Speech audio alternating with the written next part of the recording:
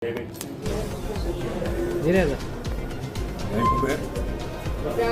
3 મહિનાના છેલ્લો દિવસ અને શનિવારી અમાસ. આજે કુબેર દાદાના બરાબર 12 વાગે પટ ખોલ્યા છે. આનંદનો વિષય એ છે કે આજે મારી સાથે પૂર્વ કેબિનેટ મંત્રી, પૂર્વ વિધાનસભાના અધ્યક્ષ રાજેન્દ્ર ત્રિવેદી પણ આજે અમારી સાથે અહીંયા જોડાયા છે અને મોટી સંખ્યામાં આજે કુબેર ભક્તો સવારથી જ અહીંયા આવી રહ્યા છે.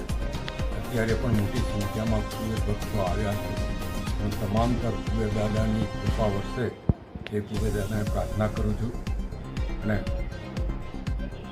વડોદરા શહેર જિલ્લા સાથે ડભોઈ વિધાનસભામાં તમામ નાગરિકો પર કુબેર દાદાની વિશેષ કૃપા રહે એ આજના દિવસે પ્રાર્થના છે.